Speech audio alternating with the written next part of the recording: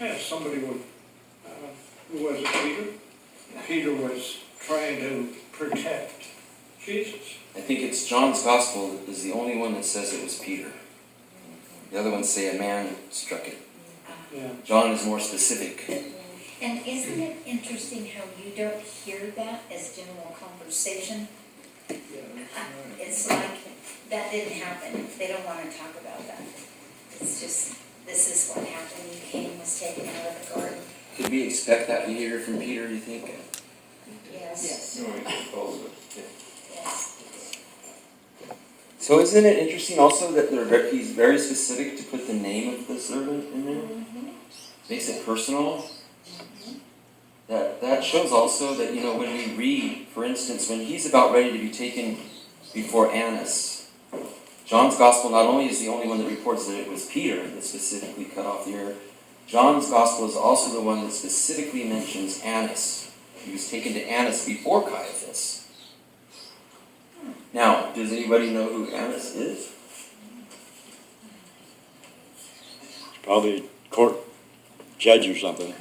Yep. But they were related, Annas was actually, this is interesting. Father-in-law of the high priest. You've got it. Yeah. Annas what's interesting is that Annas was high priest when Jesus was born.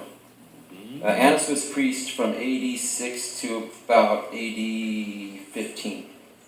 And he had 4 sons. And he trained his sons to be priests. And his son-in-law was Caiaphas. And by the time Jesus was getting arrested, Caiaphas is... So it kind of illuminates the pack, how the high priests were in family related, and it was a political situation.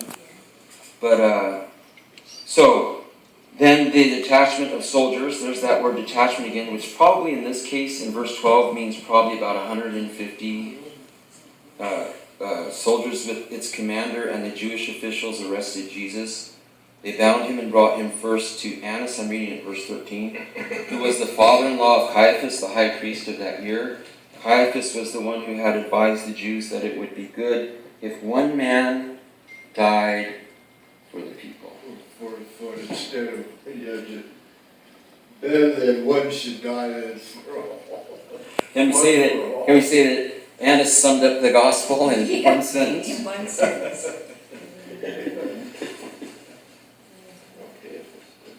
Caiaphas. So again, another thing I think we have to remember is that we're dealing with the religio-political system.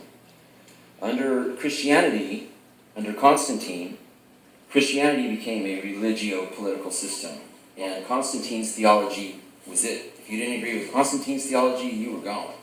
So the church and state were joined, a religio-political system. What we have to understand is that when Jesus was alive, they say, well, Jesus never talked about politics or talked to politicians. Every time he talked to a Sadducee or a Pharisee, he was talking to a politician.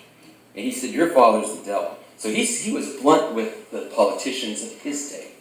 So the danger here that we can also understand is the danger of religio-political systems. When the Antichrist, we know, is going to make his system a religio-political system and enforce his religion on the people to control the people.